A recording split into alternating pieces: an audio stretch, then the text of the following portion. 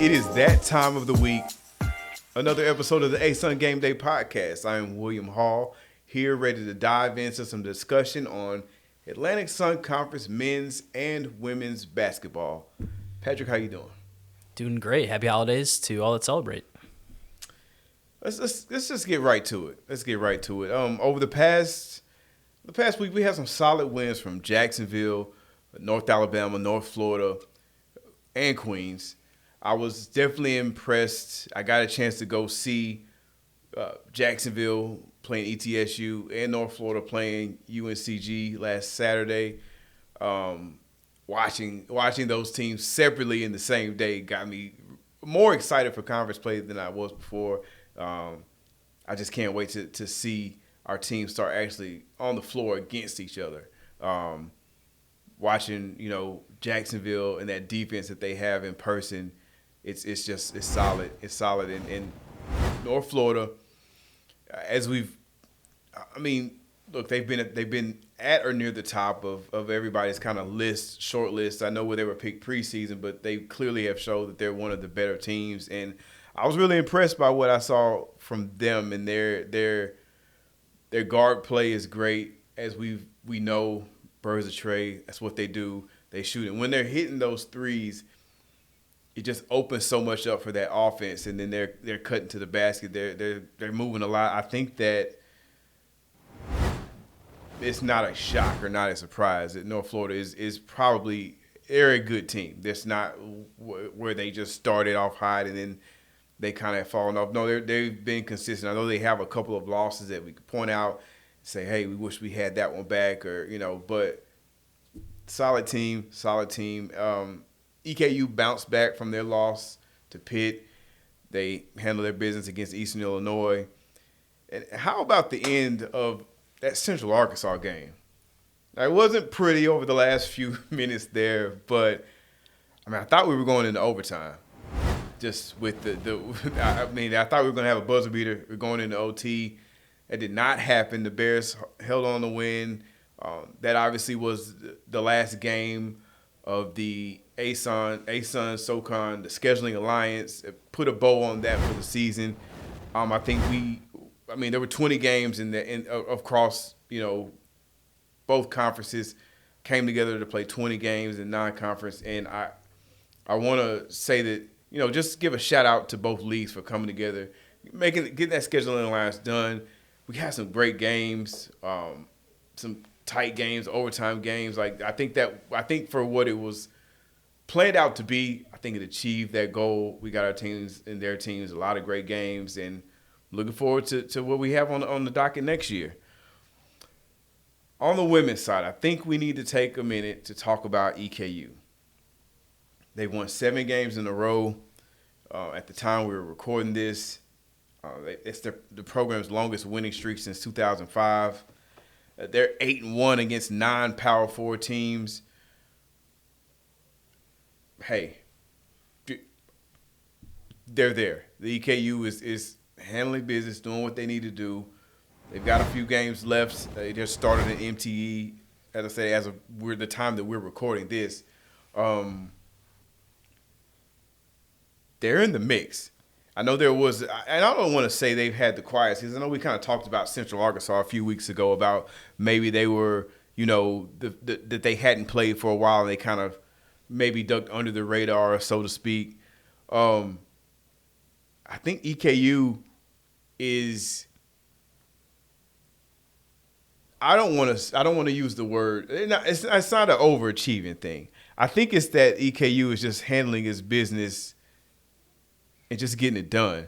I think that you look at them last year, Antoinette Walker, that team of EKU, you knew what you were getting. And coming in, maybe there were some questions about, but hey, they returned. They got a squad. They brought a lot of people back. Alice Recanati we talked about her a couple of weeks ago. Do you have the point guard list, just out of curiosity? No, I haven't. I'll build it. Like I said, it's just too hard. It's too many. It's too many guards. I said her name. It just brought it back up. But I think EKU is just handling business, and you love to see it. I think that, I mean, the fact that they're on their longest winning streak since 2005. Clearly, they've got it worked out right now in the moment they're putting it together, and the product is there. It's on the floor. You can see it week in, week out. This EKU team is solid. Again, another one of those teams that is building, that's got momentum going on, trying to close out non-conference play strong and carry that over into the new year, into the conference schedule. I mean, the state of Kentucky has been hot for the ASUN in the sport of women's basketball this year, because we just got through talking about EKU, and obviously one of the biggest stories that we've had going on that probably a lot of people did not expect is Bellarmine Knights. I had a chance to sit down and talk with Chancellor Dugan, the head coach of the Knights. She gave me a little insight on how things have been going. Talked to her about that crazy win that they had just not too long ago. So after we take a quick break here on the podcast, we'll be right back and jump into that conversation I had with Coach. We are here with Bellarmine women's basketball head coach, Chancellor Dugan. Coach, how you doing? I'm doing well. Thank you for having me on. Oh, no problem. No problem. Nice to see you again. And first things first, congratulations on win number 500. Thank you. Can you tell me what it means to reach a milestone like that? Well, it means I'm old, number one. It means I've been in the business for a long time. I've had, just great athletic directors to work with throughout my career. I've taken over programs that, have needed, a rebuilding, and, with the help of great assistant coaches and great players, we've been able to do that. Even at Bellarmine, got here, won a championship, and then, we went to Division I. When I was at Florida Atlantic, we got there, won a championship, and we moved to a different conference. So I mean, everywhere, that I've been, we've built it, we've been successful. And, I have to just give, all the credit to great assistant coaches, number one. They make me look really, really good. And then fantastic players who believe in what we're doing, want to play the style of basketball that we play.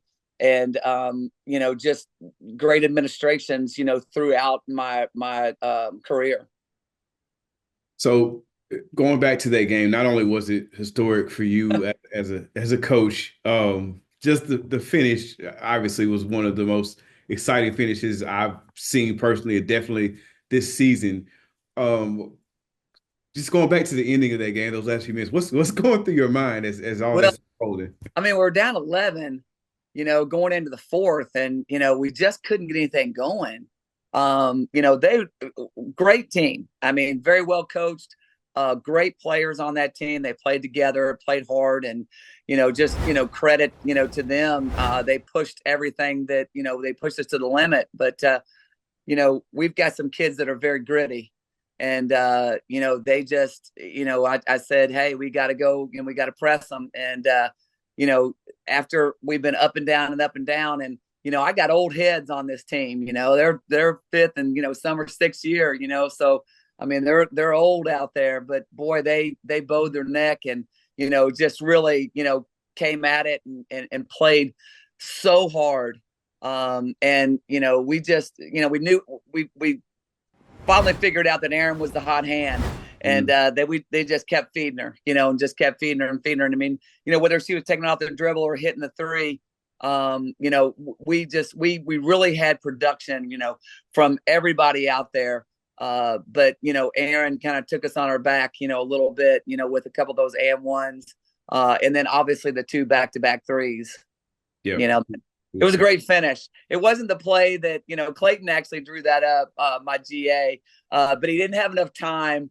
Sometimes when you're a young coach, and I'm saying, he goes, I gotta play. I said, go, and it's just you got it in your mind, but sometimes it just doesn't get on the paper. But he was telling Aaron, hold, and she listened to him, from the bench, and then they set a good screen, and the girl, she was there, but Aaron did a good job pump faking and got the shot off. So yeah, that was incredible. That was good play. So, yeah. So we know where they came from.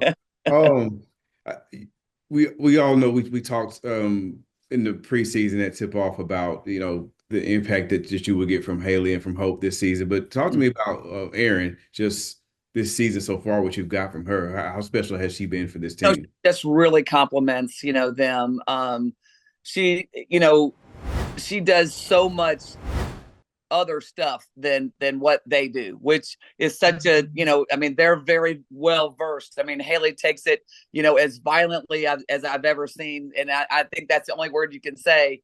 She takes it as violently as I've ever seen someone take the basketball to the hoop. And then Erin is just finesse. She's got a little floater. She can take it all the way in. 15 footers good. And then she's got a lot of range. And I tell you, even, every day in practice, I mean, she did it today in practice. 3-2-1 and they get the ball to Erin and she makes, some crazy shot, that goes in and everybody just goes wild, So, we see it every day in practice. We know exactly what she can do, but it's just a different type of feel, that she has, for the ball. Hope is so good at far as just getting people the ball, pushing the ball down the floor. And, she's so pesky on defense. I told her the other day, I didn't understand how in that fourth quarter, she never came out and she was always pressing and always up on the ball. I just don't know where that energy comes from, and she just told me, she said, I just didn't want to lose. Hey, that's a great mindset to have. Just don't want to lose. Yeah. When we talked that tip off, you told me then that you really like this team, that this team really likes each other. Yeah. What is the biggest factor that you could, if you had to put your finger on something that's been the key to the success that you've had so far, sitting at 9-3 in non-conference play? Yeah, great leadership. I mean, those kids on the team, Hope, Haley, Ashley, they hold everybody accountable, in practice, and then they put time in outside of practice. They take the freshmen to the store. They go to lunch with them. They take them to dinner. I mean, they include everybody on the team. And so I'm just it's funny because I actually said something to him today about it. Because we've got some bandwagon members coming on, which is fantastic. I mean, come on, it's plenty of room. And so we traveled some people that don't normally travel. And I said, ladies, y'all just don't understand how special this is. I said, all of you have probably been on teams that it wasn't like this. I said, you have to embrace these teams that are like this because it's special, and all these coaches that, listening to this and all the players are listening to this, everybody that's been on a team like this understands how special this is. And the coaches and me, we're just trying not to mess it up. Well, it's definitely been special. It's been exciting to watch. And we've had a lot of great things happening on both the men's and women's side of basketball in the ASUN this year. But definitely one of my top stories has been just watching Bellarmine's women's basketball. It's been great to watch, Coach. So congratulations on the success that you already have. I appreciate it. What you all do in conference play. Oh, yeah. And we will be tuned in. Thank you for the time. All right. Always great to talk to Chancellor Dugan, a great friend of the podcast. So I'm excited to see what Bellarmine can keep doing going into conference play. I think, again, as I stated several times on this podcast for the last few weeks, I mean, I'm all in. I know they said that bandwagon is a little bit bigger than it's normally been. Good. I'm there. Yeah, they deserve it. It's been great to see. It truly has. It's power ranking time. Men's and women's, Patrick. Let me know where I should go with this. Let's start off. I think we'll probably have the most change on the women's side, right? So let's start off with the men's. All right. Save the best for last, I guess, is what I'm saying here. That's fair. On the men's side, number 6, I have EKU. 5 is Jacksonville. 4 is Queens. I don't hate it. 3 is North Alabama. 2 is North Florida. 1 is Lipscomb. So seeing the teams in action really changed things for you is what I'm getting here. Because Jacksonville wasn't even your top 5 last week, or top 6 last week.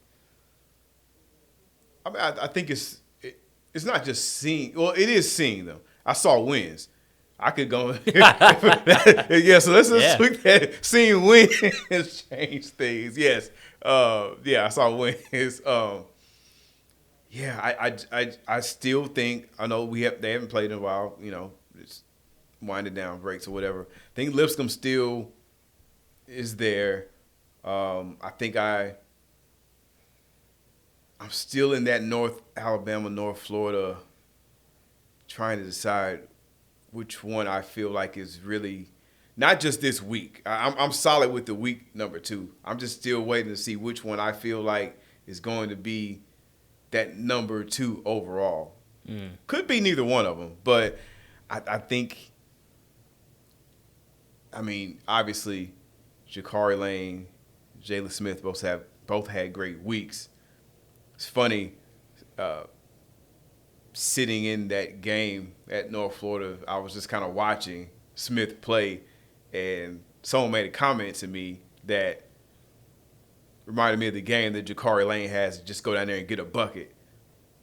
No coincidence, we ended up with 2 players of the week this week, and it was those 2 young men. So I think that they're right there. They're right there. But yeah, seeing them in person definitely boosted Jacksonville up some. EKU they've been there. They've been in the mix all year. And Queens putting together some wins. Can't overlook what Queens is doing in Charlotte. So that's where I am with the men's power rankings. Yeah, I'd agree. I might put Jacksonville above Queens. Mm-hmm. But I agree with you. Queens, what Grant has done in Charlotte has been really impressive this year. They're just going to ruin so many people's weeks once conference play comes. Yeah. You just tell. People are going to show up to Charlotte. They can, we could beat, and then get the brakes beat off them by Bryce Cash, Leo, and company. Leo. He was great. He was great this week. Newcomer of the week. I have another team that I feel like is going to be playing that role. I won't mention it yet. That's a little suspense for you. But EKU. Nah. I don't think they're going to surprise anybody. Like, you know what you're getting. You know when they're showing up in your building or you're going to their newly renovated building. Tay-Tay is going to be trouble. I don't think that's going to be a shock. It's not who. You want to take another guess? Well, I got 11 options, so you don't have 11 options because you've already blown one, and you know it can't be Queens. So you're. So now I'm taking 10. you down to 10. Who's gonna ruin some weeks? Austin Peay. Yeah, probably. Yeah, probably. That wasn't who I was thinking of, but you're not wrong. Hit me. Who are you thinking? I could be wrong. West Georgia's who you're thinking. Yeah, man. Saw it right on your face. Yeah, I got a West Georgia look, but I get it. I know. I have a feeling. I got a feeling. I have a feeling. Well-coached team with size. Yeah, recipe for a bad week. Yeah, I definitely feeling West Georgia. That Austin Peay pick, or Austin Peay is not. You're not wrong with that one either. Mm-hmm. And I honestly, I think if they mess up anybody's week and they end up in a situation where they're surprised that Austin Peay got you, that's probably on you more than it's gonna be on. Like I know they've had a little stretch here where it's not been what it was early, but that team is still that team. I'm not going to be shocked by anything that Austin Peay does as far as upsetting some people, and there won't be upsets. I just think they're going to win. I think they find their way back into this conversation of being one of our better teams when this is all said and done. Really quick, let's talk about the top there.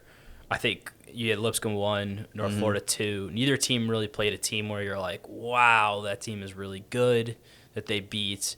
UNF beat UNC Greensboro. You talking about UNF? Yeah. I think UNF beating UNCG was pretty good. I think it was good, but I think going to that game, we expected them to win. No, I did. I didn't. Maybe my expectations are high for UNF. I could be wrong now, here. I think if I had to have picked before, I would have picked Jacksonville to beat ETSU before I would have picked North Florida to beat UNCG. Not that I was surprised. I was surprised by the way that they beat UNCG. That final score is closer than that game was. That's what I was going to. But that's what I wanted to mention. I thought Josh Harris was excellent in that game. You already mentioned Jalen Smith, but yes.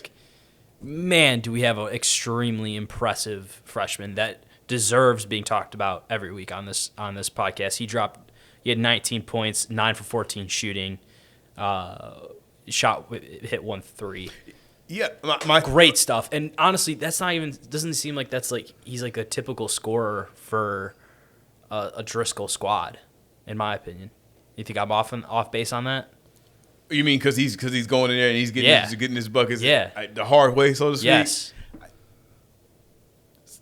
Yeah, I could see that. Like he is this the final piece that Driscoll needs to get to back to the NCAA tournament and win the tournament championship this year? That's what I was saying earlier. When they're hitting those threes, it's open, and they've got a handful of guys, 2 definitely, that will punish you if you're out trying to guard, and if you're not out there, that's a mistake too, because if they can hit them, you got a problem.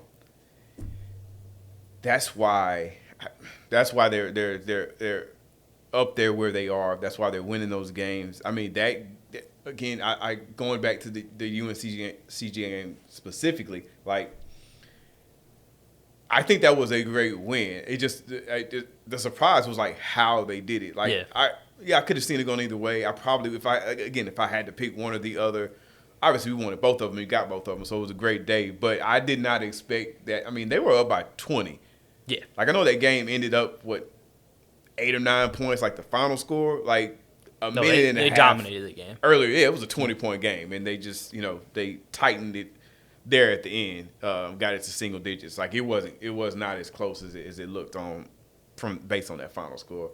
But, yeah, I tell you what, they're fun to watch. At the very least, they're really fun to watch. That first week is going to be great all across the conference.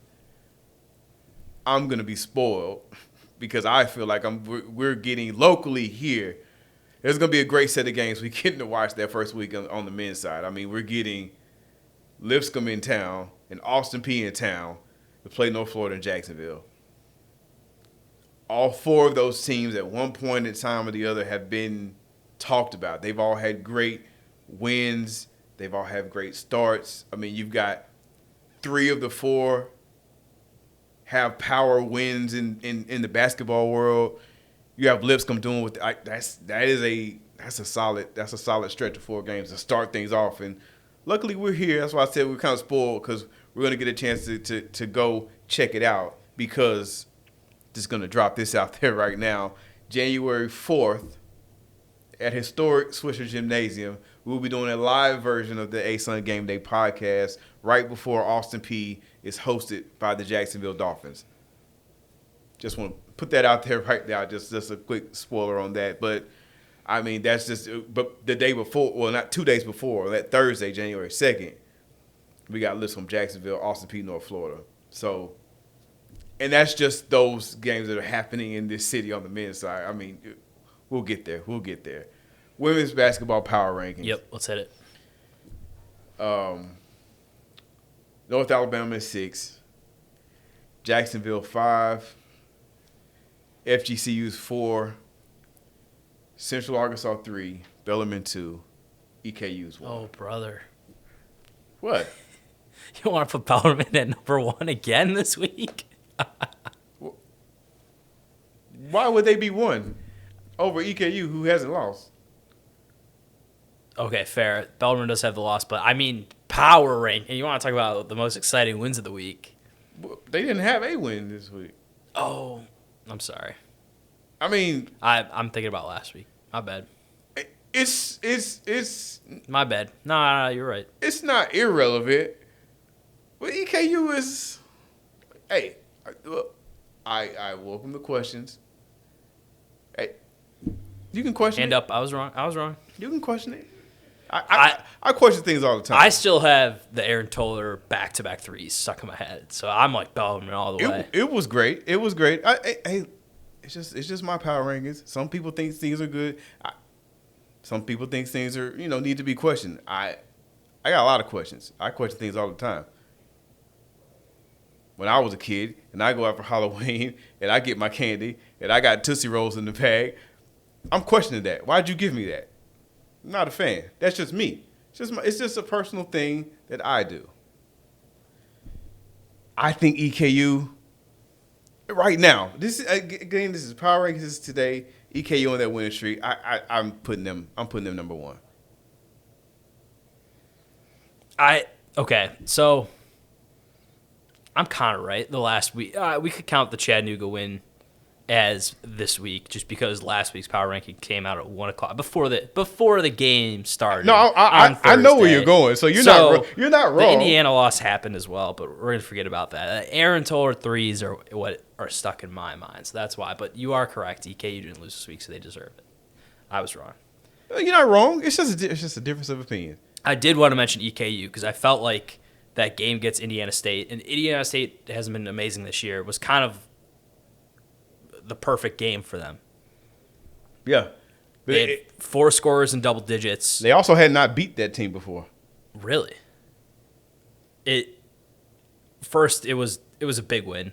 They blew them out. They won by 17 points. Alice Recanati didn't have her best game, 3 for 7, and 6 assists for 9 total points. Like, that's not Alice's best game, but everyone around her was excellent in that game. Jasmine McGinnis-Taylor dropped 18 points. Althea Cara Angelis dropped 21 points. Like, Kaylin Costner dropped 18. Like, I think if you asked me, what's the perfect game, it would be Alice's not doing too much and being the big facilitator, and everyone's scoring around her, and that's what they accomplished in that game. And that's what gets you number 1 in my power rankings. And there you go. So I had all that ready to go, and I still didn't have them at number. You're right. The Aaron Toller back-to-back 3 was just it's still right there, rattling around in my head all week. They back-to-back 3s were amazing. Yeah, I got a funny look when I made my candy comment. You a candy guy? You a big candy guy? Are you talking about candy? Candy, like. Oh, I love candy. What's your favorite? My favorite I just dissed Tootsie Rolls. The Nerds Rope is the best. Really? Yeah. And now they make them into clusters. The clusters are great as well. What do you not like? What's on your do not? Don't give me that list. I don't really like York peppermint patties, I'd say. Wow. Generally, I don't like peppermint, but in the office here, we have these. I don't like. I can argue branch that's not even peppermints. Candy. Those branch peppermints that we have in the office, they're amazing. No, I guess peppermints are candy. I don't know. York peppermint patties are those? That's candy. I don't like it. You don't like it either. It's down there with Tootsie Rolls with me. I love Tootsie Rolls. Tootsie Pops. That's probably my second favorite candy. Raspberry Tootsie Pop. Nothing beats it. I can do the Tootsie Pop. It's not as good as a Blow Pop. Just saying.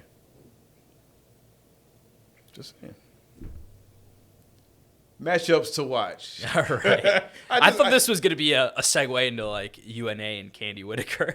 I thought you were lining this up. You know what? I'm disappointed in myself.